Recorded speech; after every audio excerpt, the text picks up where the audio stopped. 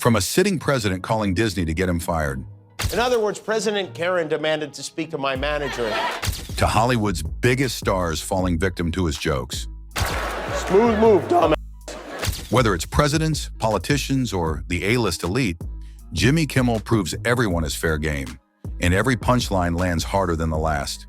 And the first roast, it might be his boldest one ever. His staffers at the White House to call Disney to tell them to rein me in. Kimmel opened the show with his signature grin and a story straight out of political comedy gold. He revealed that Donald Trump once called Disney directly, trying to have him fired. In other words, President Karen demanded to speak to my manager. Jimmy smirked, turning presidential rage into punchline perfection. Fragile little snowflake. What a blowhard. He's a blowhard and a snowflake. He's a blowflake is what he is. He should change the hats. But the best part? Trump, the self-proclaimed champion of free speech, wanted Kimmel's silence because he didn't like being made fun of. Or even losers. He insults his opponents, his friends, his family. But if I point out that he's so fat they renamed the plane Air Force Wonder Bread, I'm the bad guy? To drive the point home, he even rolled clips of Trump passionately defending freedom of speech, turning Trump's own words into the punchline. Really likes free speech. You can't have censorship. You can't pick one person and say, well, we don't like what he's been saying, he's out. He wrapped it up with a grin, daring Trump to come on the show, climb into the claw machine, and say it to his face. Trump, you know, if you want to come on the show to tell me to be quiet yourself, we still have that arcade claw machine the My Pillow guy got in. From roasting a president, Jimmy turned his attention to Congress, and the chaos only got louder. Marjorie Taylor Greene, the congressperson from the 14th District of Georgia, is unhappy. She's specifically unhappy with me. Jimmy didn't have to look far for his next headline maker, Representative Marjorie Taylor Greene. It all started when Greene went on Twitter accusing 3 of her own Republican colleagues of being, quote, pro-pedophile. Her reasoning: they supported Judge Ketanji Brown Jackson's nomination to the Supreme Court, a baseless claim that instantly went viral. The Supreme Court, which is lovely, a lovely thing to say. So I made a joke. I said, where is Will Smith when you need him? Greene didn't exactly take the joke in stride. She'd actually called the Capitol Police over a joke, the same police she once voted against honoring. ABC contacts my employer. This threat of violence against me by Jimmy Kimmel has been filed with the Capitol Police. He hit back online with a perfectly timed tweet. This has never happened to me in my life. I tweeted back, I wrote, "Officer, I'd like to report a joke." But she didn't stop there. Greene tweeted again, accusing Kimmel of inspiring fantasies of violence against her, turning a late-night joke into a full-blown political drama. She's a snowflake and a sociopath at the same time. A snowciopath, as we from now on. And just when you thought the political chaos was done, he turned his sights to one of Washington's strangest stars. A number of senators were reportedly bothered because he brought his wife to what they assumed would be one-on-one meetings. Next up, Pete Hegseth, the Secretary of Defense who brought his wife to meetings about war. Jimmy couldn't resist imagining how these meetings went. The U.S. will not allow Iran to become a nuclear power, and every option will be on the table to prevent that. Right, honey? The Pentagon clarified she wasn't there for classified discussions. Maybe she was just the designated driver. Gus, of course she hasn't. She doesn't need to. If there's anything exciting, he catches her up on a text. I don't know. Then came the makeup studio rumor. Hegseth denied it, but sources said he does his own makeup. Jimmy couldn't stop laughing. Which is more embarrassing, Thanks for the help, guys. I'll handle the next one. He joked, "No shame in that. Real warriors wear foundation. Just ask Mel Gibson in Braveheart."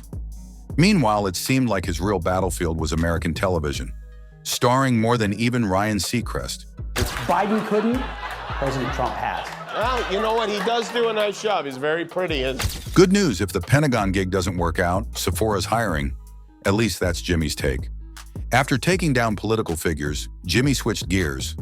Hollywood's biggest stars were next on the chopping block. Does sink in. You've done the roast. Does it sink in for you when they come at you? Well, a little bit, I guess. With Nikki Glaser on stage, Jimmy Kimmel couldn't resist pointing out that much of the roast ended up targeting her love life. Silly, harmless, and quick to fade. I feel like you get the dumbest jokes about you because it's just all about your sex life. Like the whole thing is about your sex life. It's like, all right. The two joked about Nikki's playful crush on Tom Brady, with the audience laughing along at the imagined antics. Yeah, well, yeah, but I don't think you can help but throw yourself at Tom Brady. When Tom Brady was here, I was throwing myself at Tom Brady. Naturally, Nikki couldn't pass up a chance to turn the tables and poke fun at Brady herself. One of my jokes, I was gonna say he's like AI, but without the intelligence, but I think he has. Later, the conversation shifted to her new HBO special, Someday You'll Die, where the roast continued, including a hilarious jab at Seattle. A lot of dentists in Seattle. That's why everyone's teeth are so beautiful up there. But Jimmy wasn't done yet. His next roast was personal, and this one's been brewing for years. Can I help you? What do you want? Just calm down, man. I missed the last category. Did you win? At the 2016 Emmys, Jimmy Kimmel faced disappointment when Last Week Tonight with John Oliver beat Jimmy Kimmel Live for Outstanding Variety Talk Series. As Jimmy carried on, he came face-to-face with his nemesis, Matt Damon, a rivalry everyone knows is totally scripted, but somehow never gets old. No, we didn't win, all right? And that's a bummer. the Emmy for direct... No, it makes a lot of sense, but it's... Damon savors the moment, holding a shiny red apple like a mischievous villain. You must be really bummed out. Yeah, I'm a little disappointed. Thank you. So you're not going to get a trophy. He jokes about Kimmel having to stand tall despite the loss, and the audience chuckles at the exaggerated pain of this staged rivalry. You lost, and now you got to stand out here for the rest of the night in front of everybody. That's really... Damon even prompts the crowd for a pity applause. Hey, can we cheer Jimmy up? How about, he's a big loser. Big round of applause. The bit ends with a warm hug, proving that underneath the jokes, there's camaraderie and a timeless comedy moment that never fails to entertain. You're a pretty big, and I, for one, I'm sorry about that, and I think everybody else here feels really sorry for you. Come here. Come on. If that cracked you up, hit the like button, because the finale proves no one in Hollywood is safe. Tonight, in the spirit of healing and bringing people together, I would like to bury the hatchet with someone I've had issues with. Matt could have starred in Manchester by the Sea, but instead gave the role to his friend Casey Affleck, sparking a playful feud Kimmel loves to revisit. And that movie, The Great Wall, went on to lose $80 million. Smooth move, dumb. And he didn't stop there. Kimmel just kept roasting the movie industry, taking jabs at the stars, the studios, and anyone who dared to take Hollywood seriously that night. Year for movies, black people saved NASA and white people saved jazz. That's what you call progress. He even turned the spotlight on streaming, noting that it was the first time Amazon was represented at the Oscars. A subtle dig that Jeff Bezos was next in line for the Hollywood treatment. And I want to say congratulations to Jeff. And I also want you to know, Jeff, if you win tonight, you could expect your Oscar to arrive in 2 to 5 business days. Next up was Andrew Garfield, giving Kimmel another golden opportunity to roast with his signature mix of charm and sharp wit. Andrew Garfield lost 40 pounds. Where is Andrew? You can barely even see him, he got so thin.